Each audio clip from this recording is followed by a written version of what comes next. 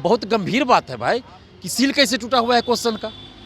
ये तो BPSC notice ही जारी करती है, सील बंद रहेगा, ये रहेगा, वो रहेगा, तो सील टूटा हुआ कैसे है। बीपीएससी के चेयरमैन मीटिंग बुलाते हैं कुछ कोचिंग शिक्षकों की, उसमें रंगासियार बहुरूपीय शिक्षक रहते हैं और अकेले में फिर वो बहुरूपीय शिक्षक मिलते हैं। फिर वो वही बहुरूपीय शिक्षक बापू परिसर परीक्षा केंद्र में सेंटर बनाते हैं बीपीएससी टेस्ट सीरीज के नाम पर, और उसी परीक्षा केंद्र पे ये गड़बड़ी भी सामने आ रही है। तो क्या इन सब के पीछे कोई साजिश है? इसलिए बीपीएससी चेयरमैन को भी इस्तीफा देना चाहिए। अगर वो इस्तीफा नहीं देते हैं तो सरकार को चाहिए कि बीपीएससी चेयरमैन को बर्खास्त करे, क्योंकि संवैधानिक पद पर बने रहने के लायक ये वर्तमान चेयरमैन नहीं है। ये अभ्यर्थियों के साथ संवाद नहीं करते हैं, ये कोचिंग माफियाओं के साथ संवाद करते हैं, प्राइवेट कोचिंग शिक्षकों से मिलते हैं, बहुरूपीय कोचिंग शिक्षक से मिलते हैं, लेकिन अभ्यर्थियों से नहीं मिलते हैं। 70वीं बीपीएससी में बीपीएससी अभ्यर्थी बवाल कर रहे थे क्योंकि उन्हें क्वेश्चन पेपर देर से मिला, तो वो आरोप लगाने लगे कि प्रश्न पत्र वायरल हो गया है, जिसको लेकर के पटना के डीएम भी पहुंचे थे बवाल को शांत कराने के लिए, लेकिन अभ्यर्थी पे थप्पड़ जड़ देते हैं। अब उसको लेकर के भी बवाल मचा हुआ है। छात्र के नेता है हमारे साथ, दिलीप, क्या कहिएगा जिस तरीका से छात्र आरोप लगा रहे थे प्रश्न पत्र वायरल को लेकर के? देखिए, हम टीवी चैनलों और यूट्यूब चैनलों के माध्यम से हम देख रहे थे, कुछ अभ्यर्थी ये बता रहे थे कि ये प्रश्न पत्र का जो है सील टूटा हुआ था और उसके चलते वो लोग परीक्षा से बाहर निकल गए। कुछ अभ्यर्थी ये भी बोल रहे थे कि एक रूम में क्वेश्चन वो लोग सॉल्व कर रहे थे, OMR रंग रहे थे और एक रूम में मना किया जा रहा था, जबकि परीक्षा का समय हो गया था। कुछ अभ्यर्थी ये भी बोल रहे थे कि 12:30-1 बजे तक उनको क्वेश्चन ही नहीं मिला। तो ये 3 तरह की बातें सामने आ रही हैं। ये बापू परीक्षा परिसर जो पटना में है, तो ये बहुत गंभीर बात है भाई कि सील कैसे टूटा हुआ है क्वेश्चन का।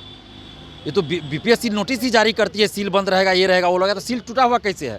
तो इसकी निष्पक्ष जाँच EOU आर्थिक अपराध इकाई से या CBI से होनी चाहिए और इस पूरे मामले में जो भी लोग संलिप्त हो उन सब पे कार्रवाई होनी चाहिए।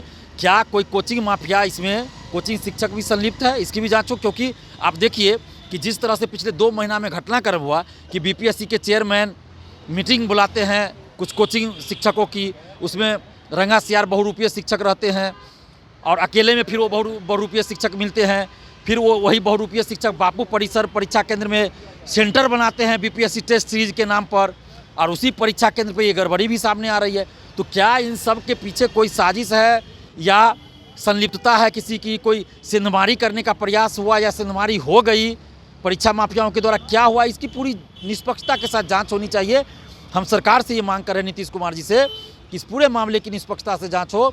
बीपीएससी 70वीं जो है, इसमें जो 200 SDM 136 DSP का जो पोस्ट है और टोटल जो सभी पदों को मिला दीजिए तो 2000 से अधिक पद है। ये इतिहास की सबसे बड़ी बहाली है सिविल सेवा क्षेत्र में। नीतीश कुमार जी को हम धन्यवाद इसके लिए देते हैं, लेकिन ये जो परीक्षा जिस तरह से हो रहा है और विज्ञापन के बाद जिस तरह से बीपीएससी ने रवैया अपनाया वो बिल्कुल छात्र विरोधी रहा है। इसलिए बीपीएससी चेयरमैन को भी इस्तीफा देना चाहिए। अगर वो इस्तीफा नहीं देते हैं तो सरकार को चाहिए कि बीपीएससी चेयरमैन को बर्खास्त करे, क्योंकि संवैधानिक पद पर बने रहने के लायक ये वर्तमान चेयरमैन नहीं है। ये अभ्यर्थियों के साथ संवाद नहीं करते हैं, ये कोचिंग माफियाओं के साथ संवाद करते हैं, प्राइवेट कोचिंग शिक्षकों से मिलते हैं, बहुरूपीय कोचिंग शिक्षक से मिलते हैं, लेकिन अभ्यर्थियों से नहीं मिलते हैं। और अभी आपने जो कहा कि डीएम साहब ने थप्पड़ किसी को मारा है, तो ये तो गलत बात है, ये नहीं होना चाहिए भाई। थप्पड़ आप अभ्यर्थी को क्यों मार रहे हैं? आप बातों से समझाइए ना, उनकी बातों को सुनिए, सरकार तक उनकी बात को पहुंचाइए। लेकिन थप्पड़ मारना मेरे ख्याल से तो गलत है। जैसा कि आप बता रहे हैं कि थप्पड़ मारे हैं, तो ये तो नहीं होना चाहिए।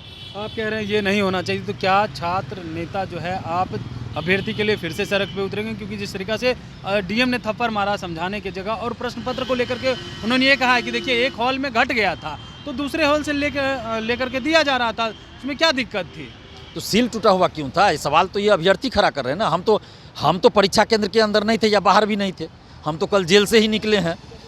तो अब वीडियो के माध्यम से ही हम देख रहे थे ना, टीवी चैनल पे, यूट्यूब चैनल पे जो चल रहा है, अभ्यर्थी जो बता रहा है, एक अभ्यर्थी नहीं कई अभ्यर्थी, हजारों अभ्यर्थियों की भीड़ थी वहाँ। वो कह रहे 100 से 150 अभ्यर्थी उतरे हुए थे। नहीं, वो जो वीडियो है, दिक्कत था, जो वीडियो था उसमें तो हजारों अभ्यर्थी दिख रहे थे ना भीड़ में। अब सब तरह की बात उसमें बता रहे हैं, तो इसकी तो गंभीरता से इस बात को लिया जाना चाहिए, जांच होनी चाहिए ना। ये भी कहा कि हमने समझाने के बहुत प्रयास किए, लेकिन समझे नहीं, अभ्यर्थी समझ नहीं। देखिए, ये पटना के डीएम साहब या एसएसपी साहब की बात नहीं है, ये बात है जांच का। ये जांच इकाई, जांच एजेंसी जांच कर सकती है। जांच एजेंसी आर्थिक अपराध इकाई है या CBI से जांच होनी चाहिए, तो उससे जांच होनी चाहिए, तब ये तो बात सामने आएगी। नहीं, डीएम ने ये भी कहा है कि वहाँ के सुप्रिंटेंडेंट थे, उन्होंने भी समझाया अभ्यर्थी को कि जो प्रश्न पत्र बच गए हैं या कम मिले हैं वो आपको दिया जा रहा है, बवाल नहीं करें। तो अभ्यर्थी तो बोल रहे हैं 12:30 1 बजे तक प्रश्न पत्र नहीं मिला। ये 15 से 20 मिनट लेट नहीं नहीं, बोल रहे वीडियो में बोल रहे हैं 12:30 बजे तक का शायद बोल रहे हैं, कुछ लोग हमको अभी बता रहे हैं 1 बजे तक नहीं मिला। तो ये तो जांच होना चाहिए ना, हम ये बात करें कि जांच होना चाहिए। और सील टूटा हुआ कैसे है, इसकी जांच होनी चाहिए। और ये पूरे मामले की निष्पक्षता के साथ आर्थिक अपराध इकाई CBI से जांच हो, और जो भी इसमें हो सच्चाई सामने आनी चाहिए। अगर पेपर लीक का मामला है तो परीक्षा रद्द होनी चाहिए, क्योंकि परीक्षा के दौरान या परीक्षा से पहले क्वेश्चन या आंसर बाहर आता है तो ये पेपर लीक माना जाता है। बिल्कुल। देखिए, हमारे साथ छात्र नेता दिलीप थे, इन्होंने तमाम सवालों का जवाब दिया। साथ ही साथ जिस तरीका से डीएम के द्वारा थप्पड़ जरा गया है और प्रश्न पत्र लीक को लेकर के जो सवाल उठ रहे हैं उस पर कह रहे हैं आर्थिक अपराध इकाई के द्वारा जांच होनी चाहिए। कमलेश कुमार, लाइव बिहार, पटना।